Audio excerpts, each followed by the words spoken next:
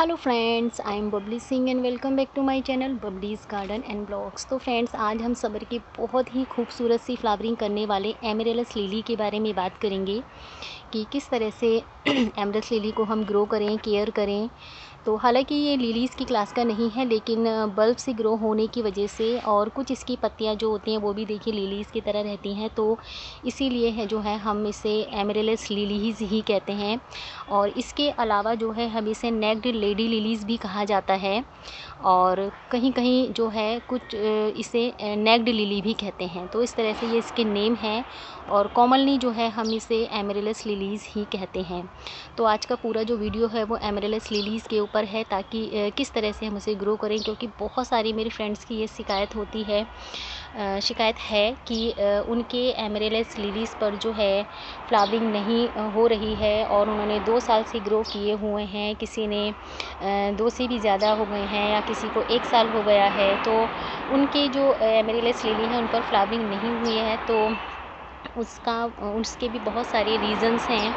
तो क्या क्या रीज़न है, क्यों फ्लावरिंग नहीं हुई है, तो ये सारी बातें आज के वीडियो में करेंगे। तो वीडियो शुरू करने से पहले मैं आपको अपने एमरेलस लिलीज़ का ये छोटा सा कलेक्शन दिखाती हूँ। तो ये देखिए मेरे एमरेलस लिलीज़, जिन पर जो है फरवरी एंड से जो है फ्लावरिंग स्टार्ट हो गई थी, और मैंने जैन में थोड़ी सी केयर के बारे में आपको अपने एमरेलस लिलीज़ के बारे में बताया था। उस टाइम पे मैंने अपने प्लांट की केयर किस तरह से की थी। बिफोर फ्लावरिंग भी जो है इनकी केयर हमें करनी होती है कि फूल खिलने से पहले क्या क्या हमें करना है। तो वो मैंने एक छोटा सा वीडियो डाला था, और एक वीडियो मैंने उसके बाद भी डाला है कि क्या केयर अपने एमरेलस लिली पर फ्लावरिंग से पहले आपको करनी है।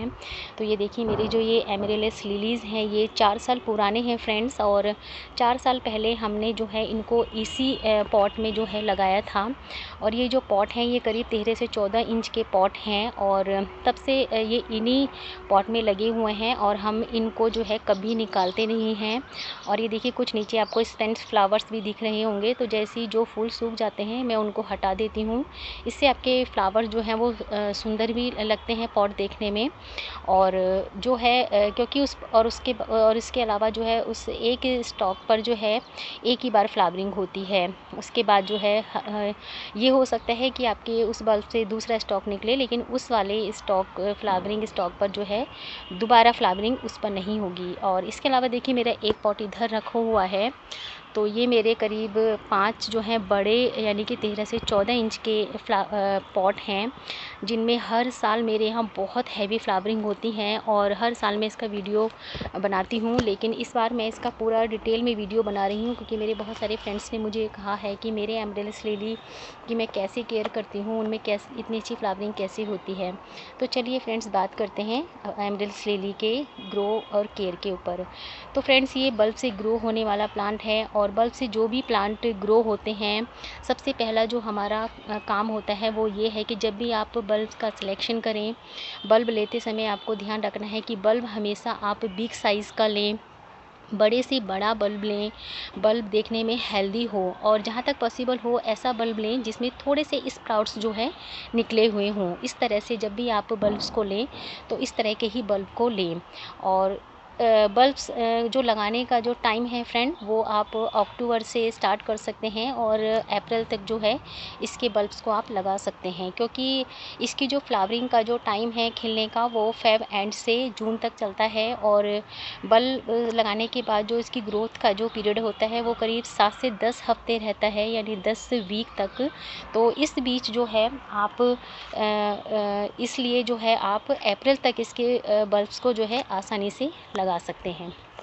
और इसके अलावा जो है फ्रेंड्स ये सिंगल पेटल और डबल पेटल दोनों में ही जो है आते हैं। तो मेरे आप ये जो फ्लावर्स देख रहे हैं ये सारे डबल पेटल हैं। आप ये देखिए इस तरह से ये सारे डबल पेटल हैं, और ये देखिए कितने कितने सारे इसमें पेटल्स आपको नज़र आ रहे होंगे। ये देखिए बहुत हैवी फ्लावरिंग मेरे यहाँ पर जो है एमरेलस लिली पर हो रही है। इससे पहले भी मैंने इसका एक वीडियो बनाकर डाला हुआ है, और फेब एंड से ही शुरू हो गई थी, लेकिन यहाँ इस टाइम पर धूप इतनी ज़्यादा है तो फ्लावर्स का जो कलर है वो थोड़ा सा फेड भी हो गया है, क्योंकि ये इस टाइम पर फुल सनलाइट में है। क्योंकि मेरी टेरेस पर किसी तरह का कोई शेड नहीं है, और मैं रेंट पर भी रहती हूँ, तो इतना अरेंजमेंट में नहीं कर पा रही हूँ। लेकिन अब अपने प्लांट्स के लिए मुझे इस बार कुछ करना ही होगा, तो क्योंकि धूप यहाँ पर इतनी ज़्यादा तेज़ है तो और ये देखिए इतनी जल्दी ये फ्लावर जो है वो सूखने भी लगे हैं, तो बहुत जल्दी मैं इनको शेड में जो है रखूँगी। तो हम बात कर रहे थे एमरेलिस लिली की ग्रोथ पर, तो इसमें सिंगल पेटल भी आते हैं फ्रेंड और डबल पेटल भी आते हैं, तो मैंने आपको दिखाई दिया। इसके अलावा जो है इसमें वेरीगेटेड भी आते हैं जो बहुत ही सुंदर शेडी से रहते हैं। इसके अलावा जो इसके फ्लावरिंग का टाइम है वो फेब से जून तक रहता है, फेब एंड से जून तक। और ये जो आप फ्लावरिंग स्टॉक देख रहे हैं ना, एक फ्लावरिंग स्टॉक पर जो है 2 या फिर 4 की संख्या में जो है फ्लावर आते हैं। जैसे ये एक फ्लावरिंग स्टॉक आप देख रहे हैं ना, ये फ्लावरिंग स्टॉक जो निकला है, तो 2 या फिर 4 के करीब जो है इसमें फ्लावर्स जो हैं खिलते हैं। और एक बार जो है फ्लावर्स खिलने के बाद जो है लगभग 8 से 10 दिन तक ये फूल जो है खिले रहते हैं। अब बात करते हैं इसकी कलर्स की, तो कलर्स की अगर मैं बात करूँ तो फ्रेंड्स इसमें ऑरेंज, वाइट, रेड और स्ट्रिप वाले में भी बहुत सुंदर शेड आते हैं, जैसे कि वाइट के साथ रेड स्ट्रिप, पिंक के साथ रेड स्ट्रिप, वाइट और पीच कलर में भी जो है ये आते हैं। तो इतने सुंदर सुंदर कलर्स में आते हैं तो किसका मन जो है अट्रैक्ट नहीं होगा। और दूसरी बात ये कि इसके फूलों का जो साइज़ है वो इतना बड़ा होता है, इतना सुंदर होता है, तो बहुत ही ज़्यादा सुंदर लगते हैं, तो हर किसी का मन करता है। तो बहुत ज़्यादा टफ़ नहीं है इसको लगाना, बहुत ही आसानी से आप इसे लगा सकते हैं। बहुत ही हार्डी प्लांट हैं, जल्दी से ख़राब नहीं होते हैं, लेकिन फिर भी कुछ बातों का हमें ध्यान रखना पड़ता है। तो इसके अलावा बल्ब लगाते समय आपको जो है बहुत सारी बातों का ध्यान रखना पड़ेगा कि किस तरह से जो है इसके बल्ब को हम लगाएं। तो अब हम बात करते हैं इसकी प्रॉपर ग्रो के बारे में। तो सबसे पहले हम बात करते हैं पॉट की। तो मैं पॉट की बात करूँ तो यही बोलूँगी कि जो भी बल्ब्स वाले प्लांट हैं फ्रेंड, आप उनको ना अगर आपको एक ही बल्ब लगाना है तो आप जो है छोटे पॉट में भी लगा सकते हैं। 5 इंच से इसके पॉट का सिलेक्शन आप कर सकते हैं। तो अगर आपको एक ही बल्ब लगाना है तो आप 5 इंच के पॉट में लगा सकते हैं। और इसके अलावा अगर आप 2 या 3 इंच बल्ब लगा रहे हैं तो थोड़ा बड़ा जो है बिग साइज़ का पॉट लें। तो इस तरह से बस पॉट लेते समय आपको ये ध्यान रखना है वो थोड़ा गहरा हो, क्योंकि इसके रूट्स बहुत ज़्यादा जो है डेवलप होते हैं। तो पॉट बिग साइज़ का लेंगे तो बहुत ज़्यादा अच्छा होगा। इसके अलावा बात करते हैं पॉटिंग मिक्स की। पॉटिंग मिक्स यानी सॉइल जो भी हमें लेनी है वो वेल ड्रेन्ड ही लेनी है, क्योंकि बहुत ही हैवी फ्लावरिंग इस पर होती है। तो पॉटिंग मिक्स बनाने के लिए जो हम सॉइल बनाएंगे वो वेल ड्रेन्ड होगा, एकदम रिच न्यूट्रिशन वाला। तो उसके लिए आप 1 पार्ट यानी एक हिस्सा गार्डन सॉइल का ले लें, एक हिस्सा आप उसमें रिवर सैंड यानी रेतीली मिट्टी का ले लें, और एक हिस्सा आप उसमें कंपोस्ट का ले लें। इसके अलावा एक हिस्सा जो है कंपोस्ट का लेने के बाद एक हिस्सा उसमें आप एक जो टीस्पून होती है ना वो फंजीसाइड ले लें। कंपोस्ट में आप वर्मी कंपोस्ट ले सकते हैं, काउडंग कंपोस्ट ले सकते हैं, और या फिर आपका घर में बना हुआ जो भी होममेड फर्टिलाइज़र होते हैं वो ले सकते हैं, किचन होममेड फर्टिलाइज़र। तो इस तरह से जो भी आप सॉइल बनाएंगे वो वेल ड्रेन्ड यानी कि रिच न्यूट्रिशन वाली सॉइल होनी चाहिए। तो और इसके अलावा बात करते हैं अब इसकी सन की। तो एक बार जब आपने बल्ब्स को लगा दिया फ्रेंड, तो बल्ब लगाने के करीब 1 हफ्ते तक आप उसको जो है शेड में रखें। लेकिन जैसे ही 1 हफ्ते के बाद, क्योंकि 1 हफ्ते में जो है इसमें स्प्राउट्स निकल जाते हैं, तो उसके बाद जो है आप उसे फुल सनलाइट में रखें। जब तक इस पर फ्लावरिंग स्टार्ट नहीं होती तब तक आप उसे फुल सनलाइट में रखें। और एक बार जब फ्लावरिंग स्टार्ट हो जाती है, जैसे कि अब आप ये देख रहे हैं, इस टाइप से जब फ्लावरिंग स्टार्ट हो जाती है तो उसके बाद आप उसे फिर से जो है शेड में रखें। शेड में रखने से जो है इसके जो फ्लावर्स हैं, एक तो धूप से उनका कलर जो है फेड नहीं होगा, और दूसरा जो है आपके फ्लावर जो है काफ़ी लॉन्ग लास्टिंग यानी कि लंबे समय तक बने रहेंगे। अब हम बात करते हैं वाटरिंग की। तो वाटरिंग के लिए मैं यही कहूँगी कि जो भी बल्ब्स वाले जो प्लांट होते हैं फ्रेंड्स, उसमें वाटरिंग का बहुत ध्यान रखना पड़ता है। ओवर वाटरिंग तो हमें बिल्कुल भी नहीं करनी है। बस हमें इसमें इस तरह से वाटरिंग करनी है कि आपकी जो सॉइल है ना वो मॉइस्ट रहे, लेकिन सॉगी नहीं होनी चाहिए। सॉगी समझते हैं ना, चिपी चिपी टाइप की नहीं, सिर्फ मॉइस्ट यानी कि इस टाइप की सॉइल जिसमें थोड़ी बहुत जो है नमी रहे, इस टाइप से आपको वाटरिंग करनी है। अब अगर बात करते हैं कंपोस्ट की, तो वैसे तो इसको कंपोस्ट की ज़्यादा ज़रूरत नहीं होती फ्रेंड, लेकिन मैं यही कहूँगी कि एक तो आप कंपोस्ट इसे तब दें जब इसकी फ्लावरिंग स्टार्ट होने वाली होती हैं, यानी बिफोर फ्लावरिंग, यानी कि करीब दिसंबर जैन में जो है आप इसकी निराई गुड़ाई करके अच्छे से उस टाइम पे कंपोस्ट दें। और उसके अलावा जब इसकी फ्लावरिंग स्टॉप हो जाती है, यानी कि जब ये डोरमेंसी में जाएंगे, तब जब हम इनको सेव करके रखेंगे ना पॉट को, तो उस टाइम पर आप इसको कंपोस्ट जो है दे सकते हैं। इसके अलावा बीच में अगर आप चाहें तो 1-2 बार कंपोस्ट दे सकते हैं, वैसे इसको इतनी ज़्यादा ज़रूरत जो है नहीं होती। तो इस तरह से जो है आप इनको जो है लगाएं।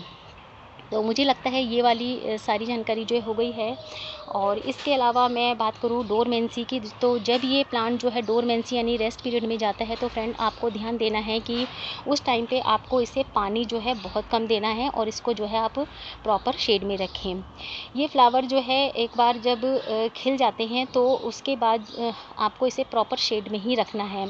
और ये एक ऐसा प्लांट है फ्रेंड जिसमें जो है पहले स्टेम आती है, फ्लावरिंग जो स्टेम होती है ना, ये देख रहे हैं, वो पहले आती है और फूल बाद में आते हैं।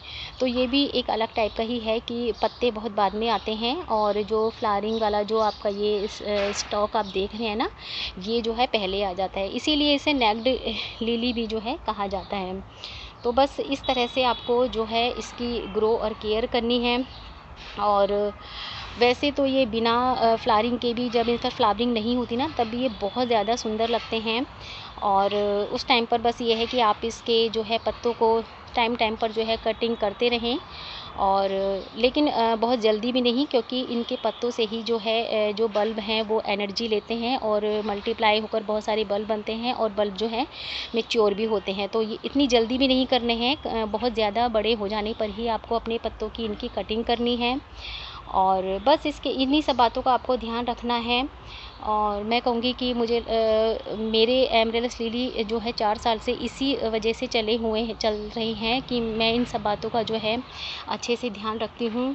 तो बस ये सारी बातें मुझे लगता है एमरेलिस लिली के लिए काफ़ी हैं। तो अगर इसके अलावा कोई और जानकारी रह गई है तो वो मैं नेक्स्ट वीडियो में कोशिश करूँगी बताने की। वैसे मुझे लगता है कि मैंने इसकी पूरी जानकारी आपको दी है। तो फ्रेंड, इस तरह से आप जो है अपने लिलीज़ को ध्यान रखें। और हाँ, अगर आपको बल्ब को सेव करके रखना है, प्रिजर्व करके रखना है, तो जब आपकी फ्लावरिंग जो है बिल्कुल स्टॉप हो जाती है, फ्लावर जो है स्पेंट हो जाते हैं, तो उनको पूरा काट करके, पूरी जो फ्लावरिंग स्टॉक है पत्तों को काट करके आप बहुत ही केयरफुली जो है बल्ब्स को निकाल करके, बल्ब को साफ़ सुथरा करके और थोड़ा सा फंजीसाइड लगा करके न्यूज़पेपर में रैप करके रख सकते हैं। उसके अलावा अक्टूबर नवंबर से आप जो है इनके बल्ब को जो है फिर से लगा सकते हैं। और अगर आपको इसको पॉट में ही रखना है, तो जैसे कि मैं रखती हूँ, तो बस अब इनकी फ्लावरिंग स्टॉप करने के बाद जो है हम इसके पूरे पत्ते हटा देंगे और ये फ्लावरिंग स्टॉक भी पूरा नीचे से कट कर देंगे इसको।